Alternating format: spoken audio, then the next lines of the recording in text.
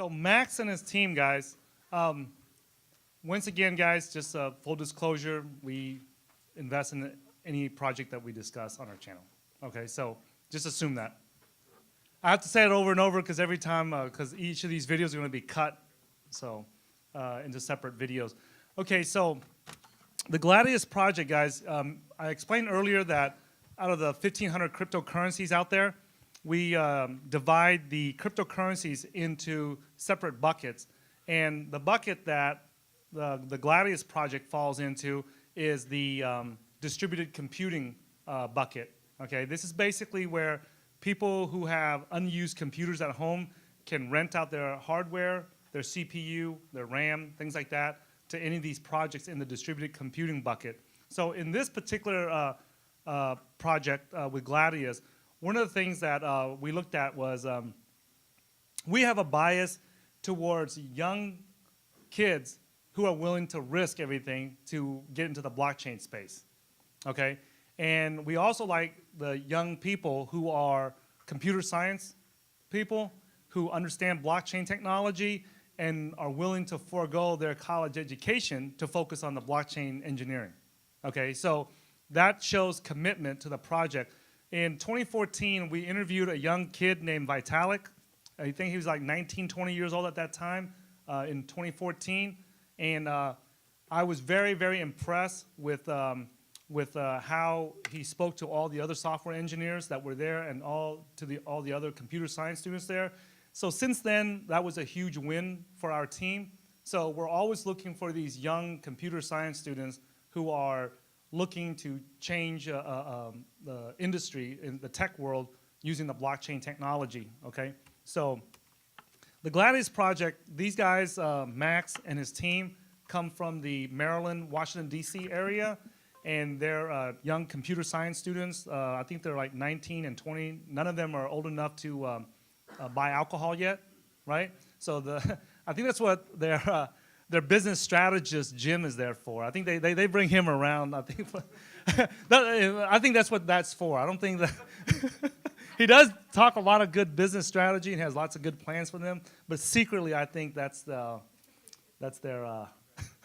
supervisor, if you know what I'm talking about. But anyway, they are doing a lot of good stuff in the distributed computing world. They are building this project called Gladius to solve a really nagging problem when it comes to website load speeds, okay? The more popular that your website is on the internet, guess what happens? You become a target of DDoS attacks, right? So I'm a trader, our team are full of traders, and one of the most nagging problems that we run into in the computing space or the internet space is when we go to an exchange and it doesn't work because they're being DDoS attacked, all right? And that is really annoying when you're trying to make a trade and move some money around and you can't log into your exchange account. So anything that solves an obvious problem like that to us, we have an interest in, right? We're not, when I say we, I should say this about me, you know, I'm not one of those Asian guys that are technical enough to see like all the fancy, you know, blockchain tech stuff out there. The ones I look at are the ones that, hey, I see the obvious problem, I'm experiencing it myself, and who is out there fixing this problem, you know?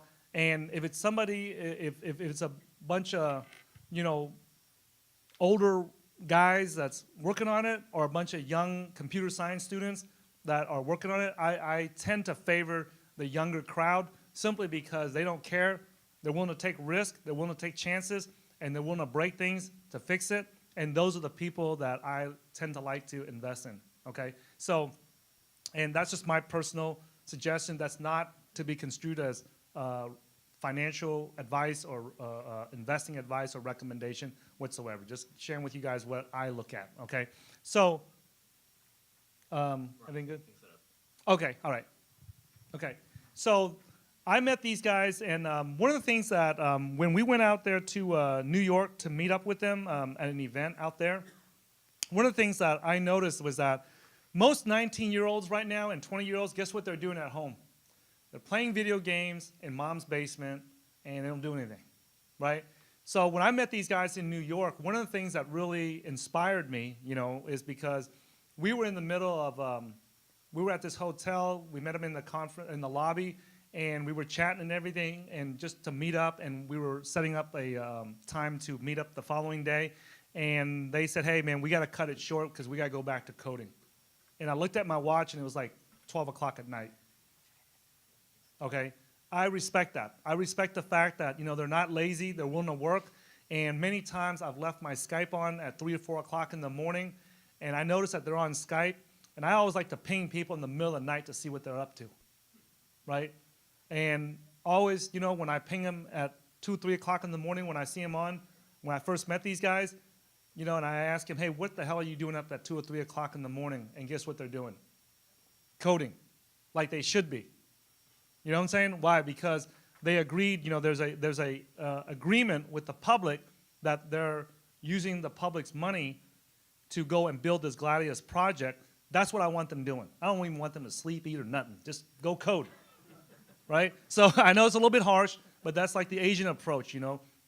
My parents, they didn't want us to do nothing but go work and make money for them, okay? So I still have that part of me, you know. Okay, so, okay, just take your time, right? So there's 3 of these guys here on the team. We got Max up here setting up the computer up here. And then we also have Alex. Alex, raise your hand right there, okay? These are some sharp computer science guys. Sharp, sharp, sharp, okay? They saw an opportunity, and instead of being scared like a lot of other young kids, instead of being, you know, asking for permission, guess what they did? They went out there and they took charge and started working on it, okay? And they're building this Gladius project. They have a 3rd team member, Marcelo. He's not here at this moment. Where's Marcelo at? I'm coding. Yeah, there you go. You know, I asked him, "Hey, are all 3 of you guys going to be here?" He goes, "Probably not. Somebody's got to stay home and code," all right? And that reminds me of like the Decred team, you know. They don't hype code, they write code.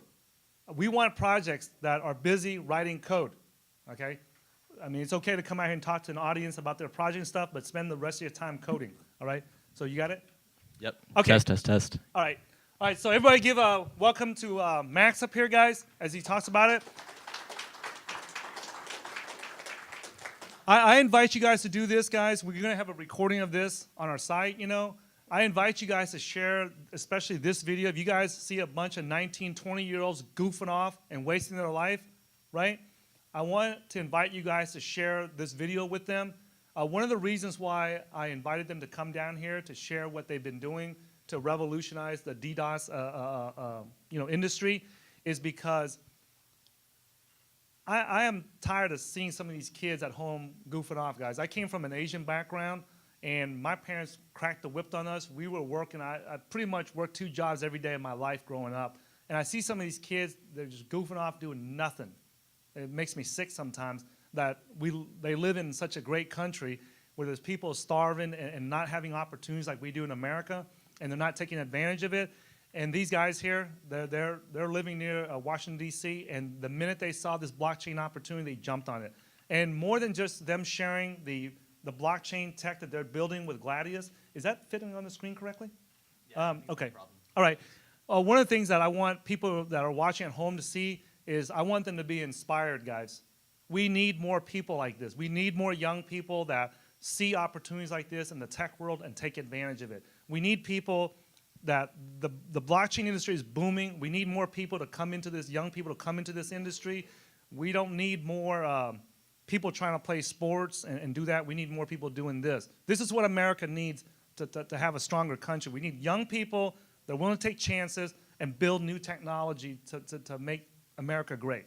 Okay, I mean, I'm not trying to sound like Trump or none, but that's what I believe in. That's what I came here for, to America, and that's what I'm here to take advantage of, is the opportunities we have here. And these guys are definitely, you know, they're born and raised in America, but other people that are out there, if you guys see some 19-year-olds goofing off and wasting their life away, please show them this video to see what these 19 and 20-year-olds are doing from the D.C. area, okay? So go ahead, Max. Thanks, Ty. That's probably one of the best introductions I've ever gotten in my life. All right. So, hey guys. Let's hear it for Ty. Let me tell you guys something, okay? How many of you guys were 19 years old and the public was willing to give you millions of dollars to go build a project to fight off DDoS attacks? Okay? When you're 19 years old and you can do that, guys, you deserve a good introduction. How many of you guys, raise your hand, you believe that they deserve a good introduction for being 19, 20-year-olds that can get the public to do that for them? Okay, when I was 19 years old, I was running around stealing bicycles and goofing off in the projects, okay? There was nobody that, if I couldn't even get the public to give me $1, okay? So the fact that these 19, 20-year-old guys are out here, right, making it happen, writing code, and providing value to the world, I respect that. Whether they succeed or fail or not, they're doing 1,000 times better than what I was doing when I was 19 years old, okay? So anytime any 19-year-olds out there that are doing what these guys are doing, I am going to hype them up. I'm going to talk about it because those are the things that I should have been doing when I was 19. Okay? Instead, I was out there goofing off on the streets, okay? So if you guys hear me talk about these guys and just being passionate about it, there's a reason for that, okay? Anybody that does stuff like that, I'm willing to support.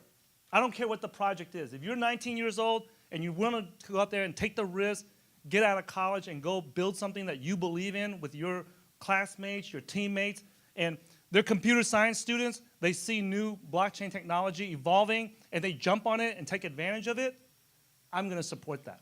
I don't care if the rest of the world does it, but our team is going to support that. Hey, we did that with Vitalik when he was 19. Worked out. Yep, it worked out, and we're here. So I'm going to continue supporting young guys that are willing to take chances like that. So there you go, Max. Thanks again. Yeah, so as Ty said, my name is Max, and I am the CEO and one of the co-founders of Gladius. And in a nutshell, what we allow people to do is anyone around the world can rent out their unused internet connection and actually monetize it. And then in turn, this giant network we create can be tapped into by any website that exists. And they can use this network to one, protect against DDoS attacks, distributed denial of service, and two, make the website load much faster. And I'll get into each of these little sections as we progress. Yep, so CEO of Gladius, co-founder, along with Alex and Marcelo, who's back coding. 19 years old, so probably one of the youngest people in this room, in most rooms nowadays when I'm going to conferences and things like that. But actually, I was bit by the crypto bug a lot earlier. Back in 2011, I mined my very first Bitcoin, which was kind of crazy at the time, and looking back on it, I kind of regret not keeping any of them, so kind of sucks about that, but yeah. I'm also a former computer science student at the University of Maryland, so I've ever since early 2011s and even before that. So I've always been embraced in that hacker culture, and it's what I've surrounded myself with for so many years. And yeah, again, I've also been into entrepreneurship from an early age, so I've hopped from startup to startup, and I think Gladius is the culmination of all the work I've been doing, and Alex has been doing too. So what I want to do right now is talk about the key market trends we've observed at Gladius, and it really paints a picture of why Gladius is necessary, but also why this is the best time for Gladius to emerge. So this is what the graph looked like back in 2011 when I bought my first Bitcoin, or sold my first Bitcoin actually. $5.03 on October 1st in 2011. And now that graph looks like that. That is back 2011 when I sold the Bitcoin. And now, it's taking off, and cryptocurrencies and blockchain technology in total are gaining so much traction, and there's a really good reason for it. So initially, when Bitcoin first emerged, it was meant as a competitor to typical currencies like US dollars, yen, euros. But really, in the past couple of months, we've seen an evolution of what cryptocurrencies actually mean and what they can do. And the team at Gladius and I believe that cryptocurrencies, they will revolutionize pretty much every industry because of some of the really cool features that Ethereum in specific and other blockchains have. So, of course, there's trustless transactions, which we're all familiar with, hopefully now. But also, one huge thing is the smart contract platform, which means that you can create whatever you want on a blockchain. You could create another Facebook copy. You could create Yahoo. You could create YouTube, whatever you want. But whether that's a good idea or not, it's up up for question, but there's really endless amounts of possibilities with blockchain technology in general. And also the community aspect of blockchains is really key. So from a project inception to a mid-stage, for most startups, it's really difficult gaining traction and growing a community. But with cryptocurrencies and ICOs having an ability to have a community that comes together to see the project through from start to completion is another huge thing about blockchain and smart contracts. And another huge thing is the emergence of the sharing economy. So from a show of hands here, how many people either use Uber or know someone who uses Uber? Yeah. So these services allow people to utilize resources that they've already paid for. So most people already have a car, or some people do. Some people have houses, and for a big portion of the time, they're not being used. They're sitting in your driveway. They're empty, not being rented. So these services are coming up that allow you to actually monetize these things that you've already paid for and are generally depreciating in value.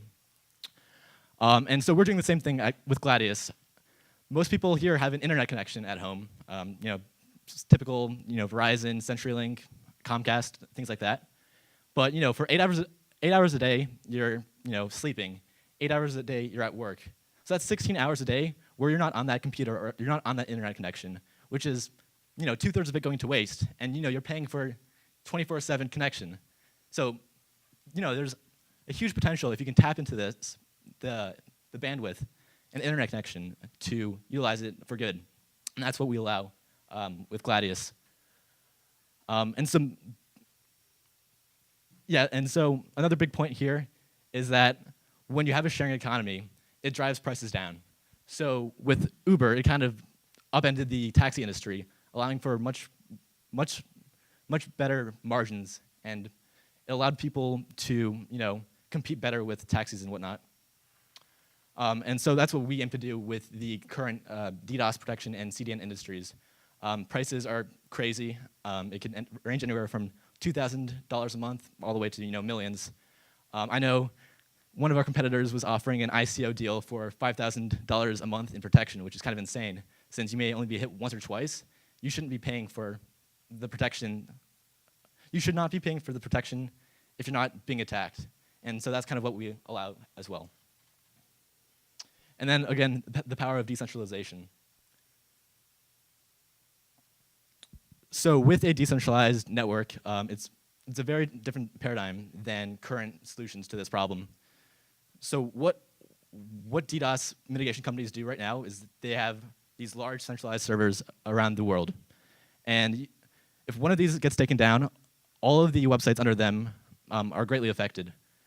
Whereas when you have a decentralized network where anyone can create their own protection pool, their own miniature CDN, their own miniature protection server, there could be an infinitely many number of them, which really helps with scaling.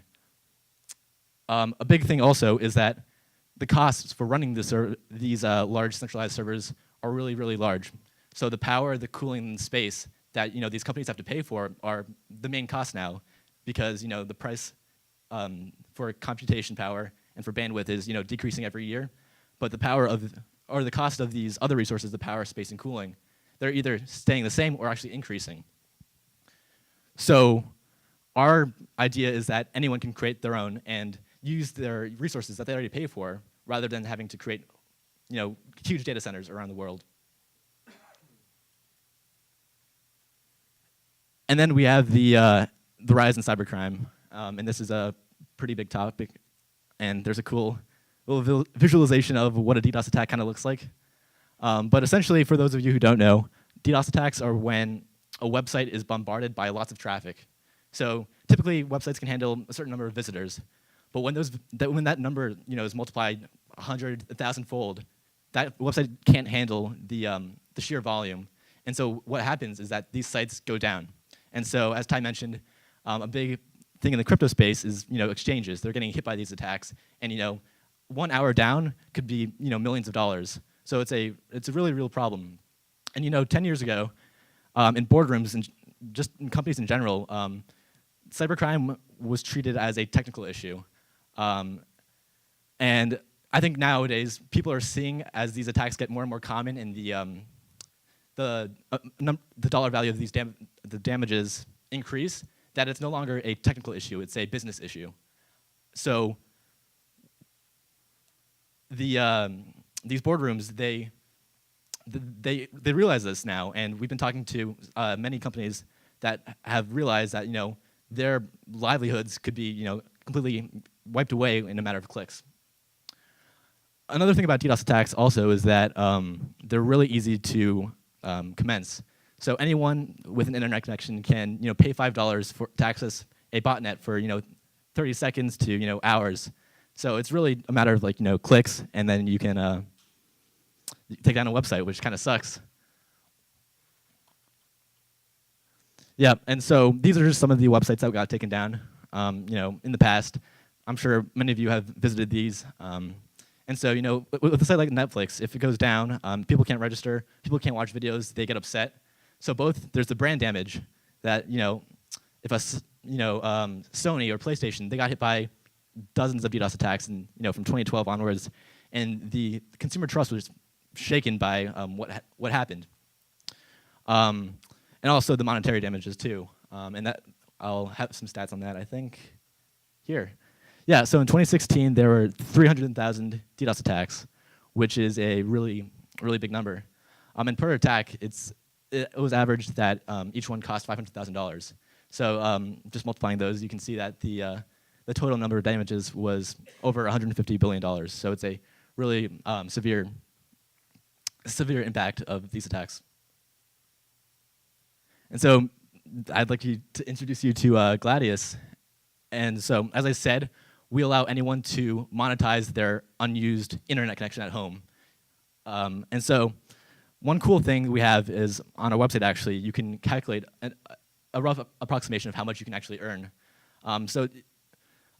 This example up here, I'm not sure if you can see it, but it's estimating that you have a gigabit connection, so a gig up and a gig down of connection speeds, and you're using it for 16 hours a day, as I previously mentioned. And so our calculations say that it's utilized 50% of the time, all the time, and with that you can earn $3,300 a month is what we estimated at a 3 cent per gig cost, which is not bad for an asset you already pay for. So not only can you pay off your internet bill, you can actually make more money on top of it, which is really, really cool. Yeah, so obviously you're protecting websites against these DDoS attacks, and I'll go a bit into how that actually works. So the actual protection of websites isn't done on the blockchain. The blockchain is used as a facilitator for this open marketplace we're creating. So anyone on this marketplace can say, hey, I want to serve a certain geographic area. I want to serve certain clients. I want to do this. I want to do that. They can set their own parameters. They can set their own prices. They can set percentages that they take versus what the people renting the bandwidth under them take. So it's a really open marketplace that is promoting a really open economy. And so with this marketplace, this is on the blockchain. It allows for a reputation system with all of the people to ensure that if someone starts changing traffic, it's caught early on and can be marked as a reputation negative, and pools can see these issues. And then the actual protection part is a piece of software we've been creating that runs on a computer. It can run on a server. It can run on a laptop potentially. We're working on as many platforms as physically possible to do this. And so I won't go too much into the technical detail because there's a lot, and Alex knows a lot more about that than me. But yeah. And so as well, so it does content delivery as well. So that's kind of a side effect of how the platform is built. The DDoS and the CDN kind of go hand in hand because you're creating all of these decentralized nodes across the world. Content can be stored in each of these. And what's really cool about this is that as time goes on, files and movies are getting bigger and bigger. It started with 1080p videos, now it's going to 4K. Soon it's going to be 8K, 16K. It's just going to get bigger and bigger. So when we create this CDN, content delivery network, we can be much, much closer geographically to the consumers of this media.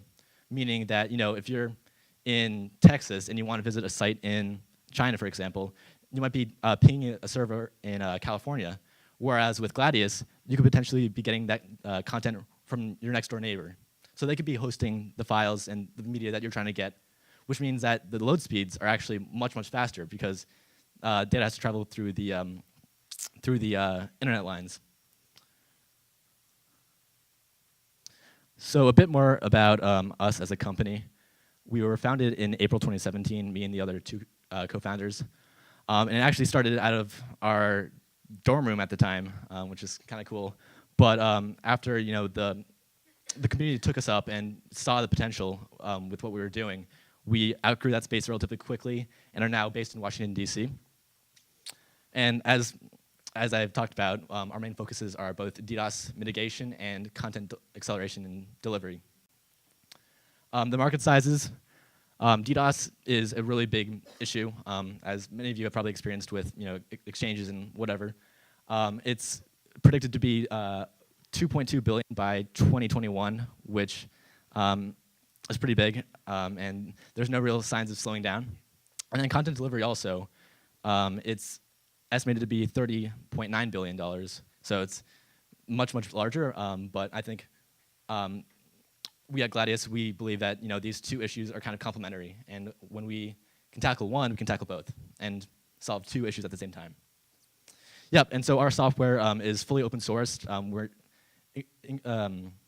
We're really pushing for our community to help us, and to add what they want and to experiment. And so back in October of this year, or of this 2017, we released our first alpha, and since then we've been doing a lot of work on that. We've had community members, pitch ideas, ask questions, test it out. So we've been getting a really good amount of feedback. And I think it's the next page. Yeah. So multi-platform. So Windows, Macs, Linuxes, anything you can have an internet connection to. We want eventually to be able to tap into. So some long-term goals would be like mobile phones, Raspberry Pis, really low-cost hardware that you already have that you can put to use, to earn money for yourself. And then we're also based on the Ethereum blockchain. So our token is used for both payments for the services. So if you're a website, you want to get this, you pay in Gladius tokens. And then if you're a user who's giving the bandwidth, you get paid in those tokens. And you can also, you have to stake tokens to become pools to have users under you. Some pools would require people to stake tokens. So it's really an important function of our platform. Yep, so as I mentioned, the alpha was available in October, and now we're pushing for our beta release this March. And we've already partnered with several websites who have committed to using our DDoS mitigation and CDN services. So when we hit the beta release, we're going to be rolling out slowly to them, growing the community size of nodes to make sure we have enough infrastructure to support larger sites. And then in August, we're planning on having the full-scale release. So by then, anyone can, any website can use our services, and yeah. So right now, we're about 30 full-time and contracted employees, and a lot of them are developers, but also, really good lawyers, really good marketers, et cetera, and have a bunch of different advisors. Our token sale, we raised around, well, it's 12.5 million, but Ether went up, and now it's around 20 million. And the token becomes available February 14th, which is a pretty good Valentine's Day gift for some people, I guess. Yeah, and finally, I just wanted to run through some of the key use cases that we came up with at Gladius. The first one is what I've been talking a lot about. It's the individual sharing economy. So this is when individuals have their bandwidth and they can rent it out to whoever wants it. But also, for the theme of this conference, there's the small and medium-sized businesses. So a lot of businesses, like individuals, have unused computers and an internet connection that they pay a lot of money for. And normally, these internet connections are actually much, much better than a home connection. So consequently, they can earn more tokens from mitigating attacks and acting as a CDN. And then large-scale enterprises, same thing. They can use these computers that are just sitting around during the night. But also another big thing we've been promoting are communities of interest. So for example, if you run a exchange, for example, you can find other people who run exchanges and say, hey, how about we get our users all on the Gladius platform to be giving their bandwidth specifically for our cause. And so we've been talking to a lot of different communities. The financial industry is also another big one. Wall Street, a lot of NASDAQ, Goldman Sachs, a lot of these companies, they experience DDoS attacks heavily. And so if they can all pull together and use their own computers that they have in their offices and say, hey, if you can protect us, we'll protect you. That's another powerful thing that we've been seeing a lot of interest in as well. And then there's the cord cutter prevention. So nowadays, cable companies and internet service providers are seeing a decrease in customers just because of rising prices. But with this, we're offering a way to potentially partner with these ISPs and service providers to have a complementary service that could run either on a customer's computer or on their router, meaning that we could say, hey, if you the ISP can say, hey, if you run this software, you get a certain amount off your bill each month, which is a really good way of engaging ISPs and providers with their customers and improving retention. And then the next two are about data centers. So the first one is about zombie computers in these data centers. So typically in a data center, about 30% of the computers are just sitting there idle, and essentially they're zombies. So what Gladius can do is we can offer these data centers an alternate source of revenue. So all these computers you're already paying for, you have space, cooling, power. Why not put them to use? And so this is an alternate revenue model for them to be doing on the side, which is really cool. But also, let's say someone's building a new data center. As soon as they build it, they're not going to have it completely filled. So it's a lot of upfront costs that they have to foot in hopes that they get business in the future. What we're saying is, hey, download our software, protect against attacks, act as a CDN node, and you could put your hardware to good use. So they don't have to be running that full time, and if they find better uses for their computers, that's great. But it's an option for them to foot some of the upfront costs of building these data centers. And then nation-state protection.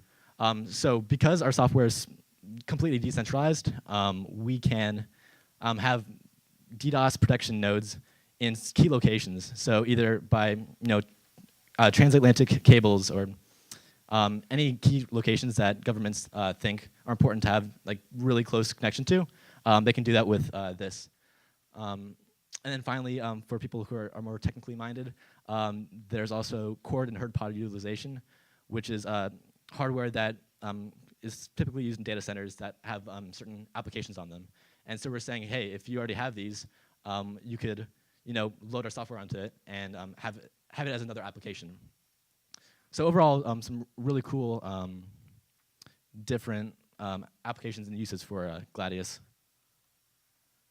And before I wanted to show a video. I'm not sure where it went, but it's a pretty cool demo that I will show, or overview.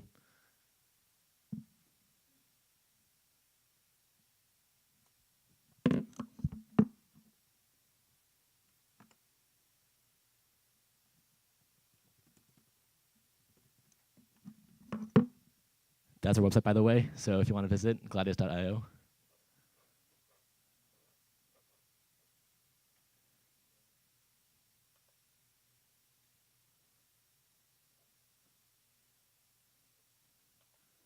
Also, there's no sound, so I'm going to be playing through the microphone, so hopefully it's not too bad.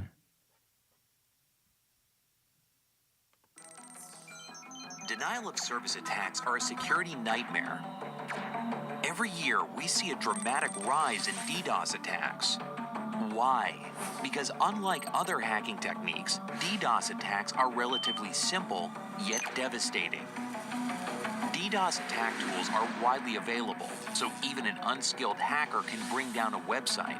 To protect against these types of attacks, DDoS mitigation solutions attempt to sort the bad traffic from the good. Though these may be viable solutions, they have been shown to sometimes filter out the good traffic and allow bad traffic to flow through. Another approach is to decentralize the site's delivery, making the attack ineffective or much more complicated.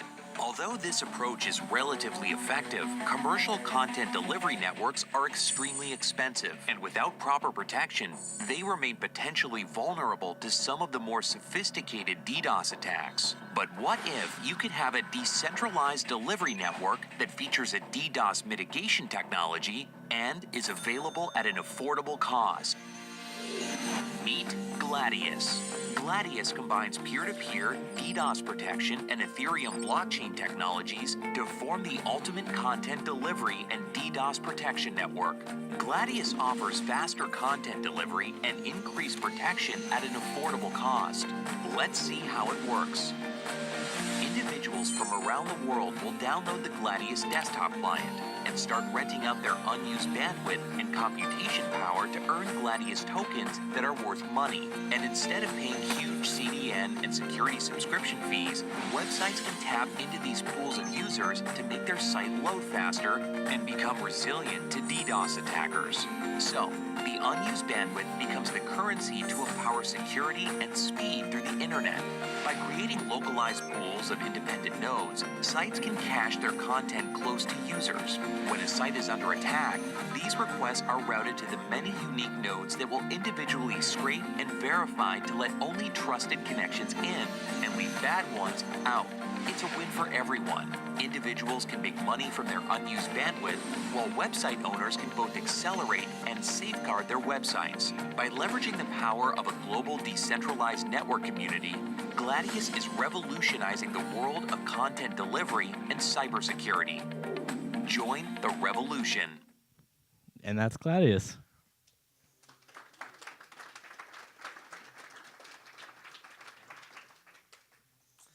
I think we have time for questions. Ty? Cool. Does anyone have any questions? All right, hold on.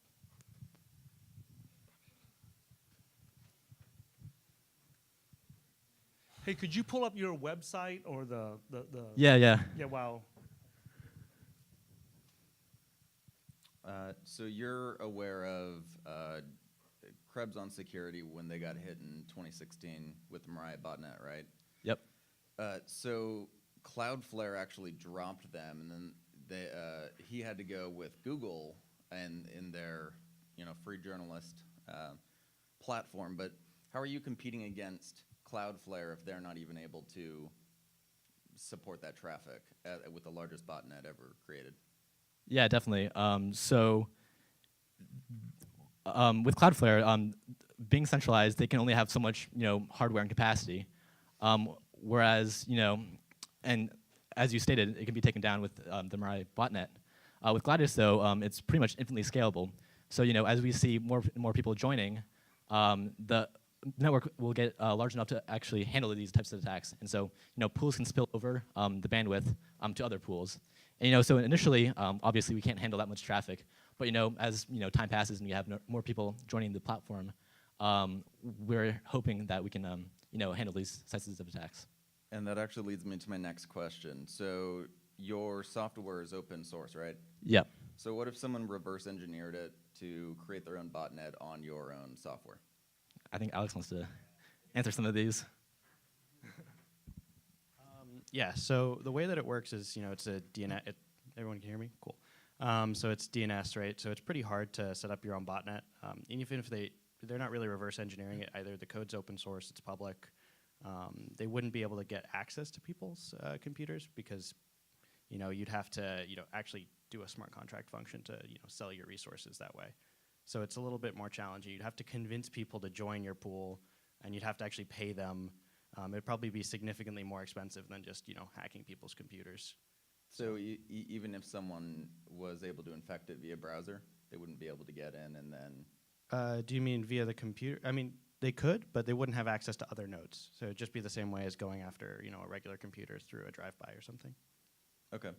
And then when these botnets or these DDoS attacks, when they're happening, does the consumer price for that go up in terms of their network use, or does their internet bandwidth decrease during these attacks? So their actual available bandwidth, so it would be whatever the maximum that they set would be the limit that would be sent over. So you do incur a certain risk by signing up that if someone does attack your IP address, it's at that point public information. So when someone visits, they could actually just choose to take you out as a node. But the idea is that there's so many that it would be, that would be a very, it wouldn't be a great decision on their part. It wouldn't be very effective. Now, as an ISP, is that going to be a problem? Because if I see tons of traffic coming in, I'm going to start blocking that. Which may actually help may help our cause. But one of the use cases that I think will be really powerful will be business as well. So they have SLAs with they're already allowed to have this much traffic, or colo spaces or data centers will be a really good fit for this sort of stuff. It already has a little bit of preparation for that. Residential traffic will be awesome for certain types of implementations. If you want content delivery, you want to focus on that more than denial of service protection. I think that'll be really good for residential connections, but I think business connections and that sort of stuff will be more heavily focused on denial of service protection. And that actually leads me into my final question. So the protection for data centers, are they putting that on a partitioned device? They could be putting it on a virtual machine. They could be putting it in Docker containers. Right now we support Docker in our alpha. They could be putting it on separate hardware. It's it's pretty flexible in what they could run it on. Okay, but they probably wouldn't be able to run that concurrently with proprietary information that they're storing at their data center, right? It depends on what they're storing. I mean, it depends on what machines they're running it on. So if you've got throwaway boxes or you're really good at virtualizing, I don't think they would have a hard time running it there. But it depends on their security practices. Okay, thanks. So yeah. Okay, what's your background? Lots of things. Okay, so this kind of reminds me, the reason why I asked that is because this kind of reminds me of the same conversation I witnessed when I was interviewing Vitalik back in 2014. I mean, there was very technical conversation going between him and other software engineers, and he was able to handle the questions and be able to address all the questions that the other software engineers were able to put out. So that was what impressed us about what he was doing back in 2014 when we first met Vitalik. Okay, so any other questions for the Gladius team? Oh. Thanks for the presentation. And so let's say I'm a host, I'm trying to host Gladius as one of the nodes or something. And typically, the ISP providers, whoever they provide the internet, maybe after you reach some cap of downloading their internet and all, at certain point, would you think that the internet speed goes down? And being a user who hosts Gladius, I'm myself being having poor internet on mine after certain limit, like cell phone providers do that, but yeah. So I mean, this wouldn't be for everyone. If you have a 100 gigabyte data cap, I wouldn't recommend it because you might eat that up pretty quickly. But there are a lot of people with unlimited connections in the U.S., especially, or symmetrical fiber is awesome. That's being rolled out everywhere. Or if you're an ISP, you can put this on a router, take some off their bill, and that's something you're prepared to foot the bill for anyway. You've built out the infrastructure, and that could be done without much consequence to the user. Or you can have certain, Max had that graph up there, that calculator up there. You could have certain away hours, right? So you could have hours, you're pretty much not going to be at your house, where you could sacrifice your net connection, and then when your prime Netflix time comes around, you could disable it. So yeah. Yeah, we've also, already have been having these conversations with tier 1 ISPs, the Verizons, CenturyLinks, Comcasts of the world, and they all seem fairly reciprocative of the idea. So we're definitely very conscious that it might be a touchy subject, but we've been having conversations. You guys got quite a market to tackle. You've got the CNNs and the big names, and then of course my neighbors or myself. Coming from a marketing standpoint, and I've seen a lot of the struggle with some of these new ICOs and new companies such as yourself. How do you plan on marketing your business moving forward? Sure. I mean, I think it's a pretty easy sell for the individual. Make money off your internet connection when you're not at home. We've got like 8,000 users in our Telegram, a lot of people ready to beta test. So that side isn't too hard. And we actually have some partners, if we scroll down, but that are actually ready in March to come on board with us. So they've got various various publications, things like that that are actually ready to help ready to actually help test out Gladius and use it. And that's really our strategy in terms of getting people involved with the platform. Just demonstrating it works pretty well.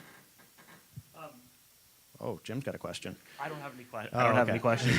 He asked me to jump in real quick.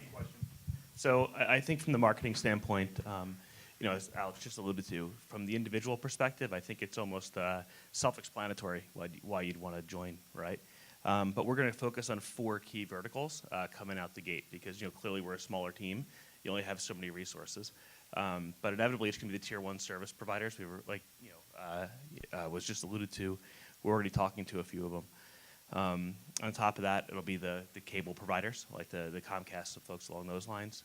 Next in line would be the folks that are in probably financial services, if you will, from a large-scale enterprise perspective, really focused on exchanges. So there's a lot of interest from a community of interest standpoint to be able to do protection of exchanges. And we touched on it a little bit earlier, where not only do those communities themselves have an interest in protecting themselves, but the individuals who are actually using those services and want to make sure they always have continuous access to the exchanges will always have access to the exchanges. So there's a groundswell that's starting from even the client base of the folks that are part of those communities themselves, right? Later, we will move into more of the DoD or the intel space and start helping out more from an agency perspective or a DoD perspective. You asked a couple good questions. I was going to jump up and chime in. One of the things that's important to note is the person who basically launches the master node and creates the pool will dictate the terms, right? So inevitably, as the nodes join, you could have communities of interest that have basically different contracts that would be associated with them. So there's a way to segment a lot of that right away, right?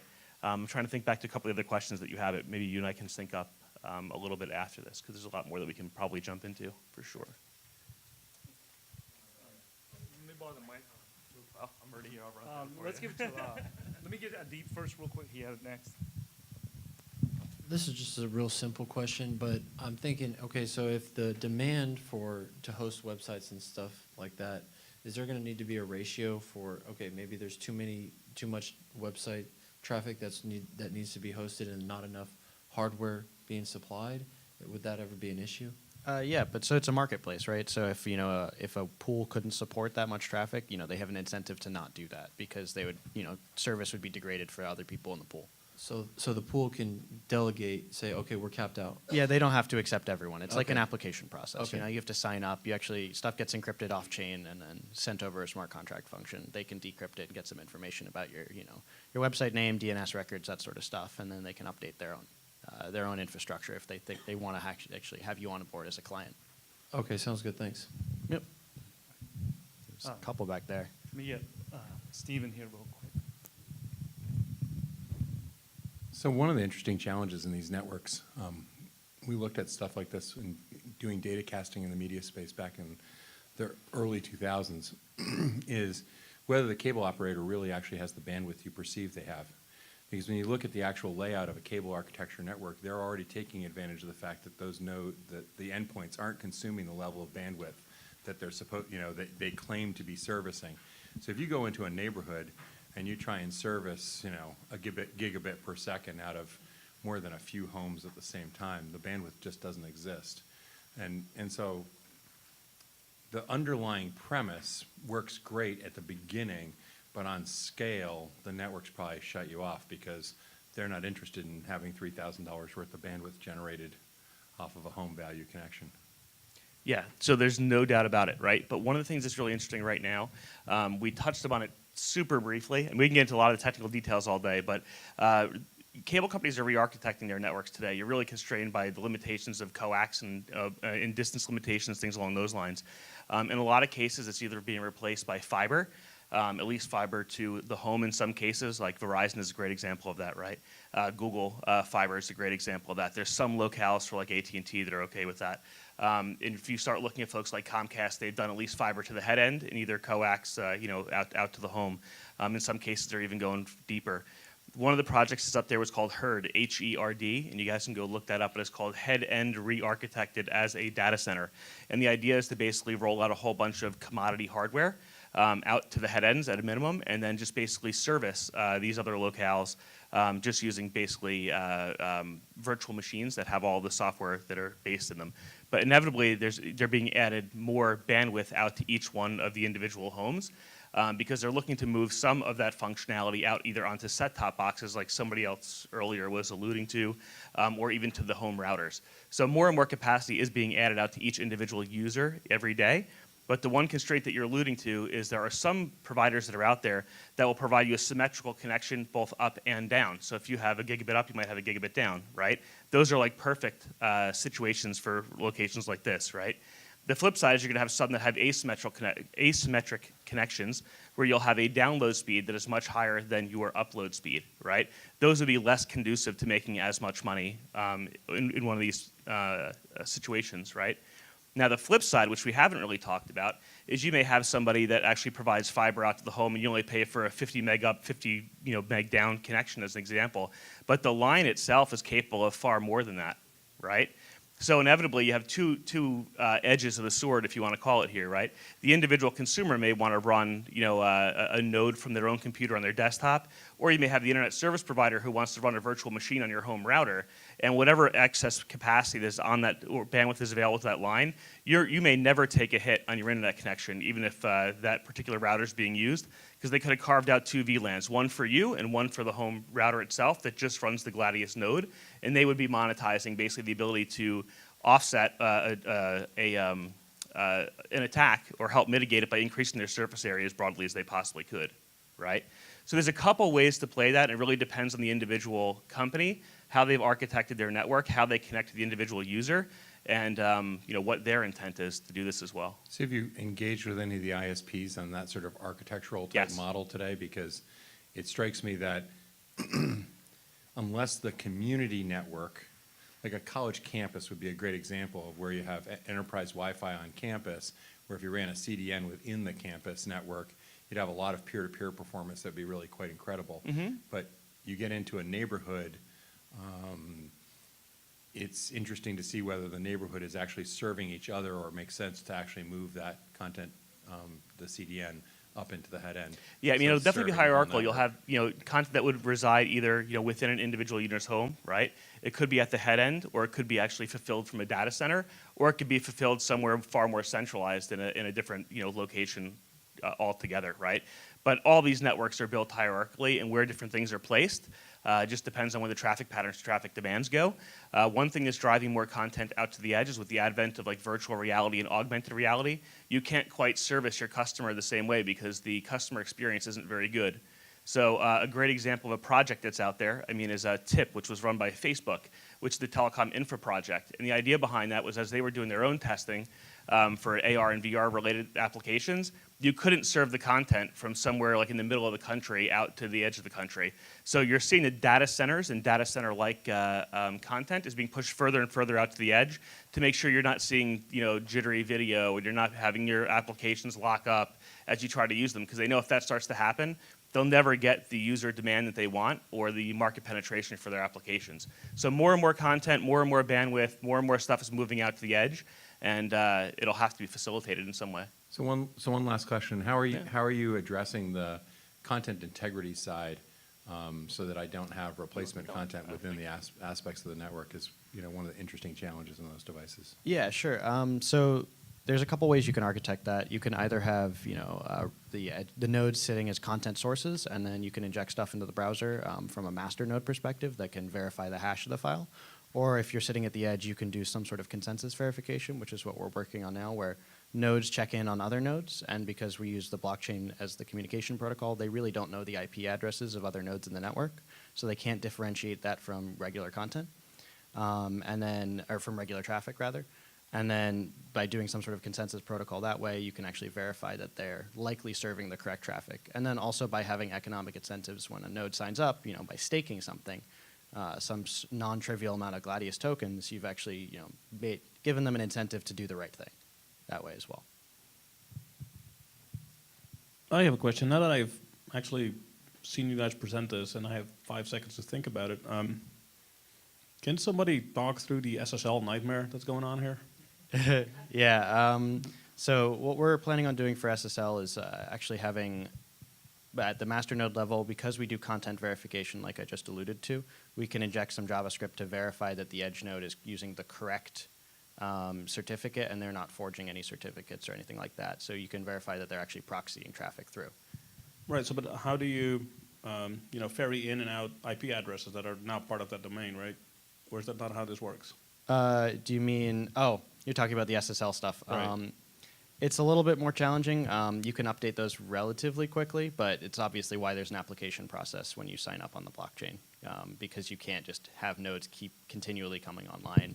Oh, I see. So Semi-manual. right. Okay. So so you become part of the pool. Yep. When you sign up. I see. Yep. Okay. Yeah. That answers the question. Awesome. Great. Anyone else have any questions? Cool. We'll be around for a couple more hours, so.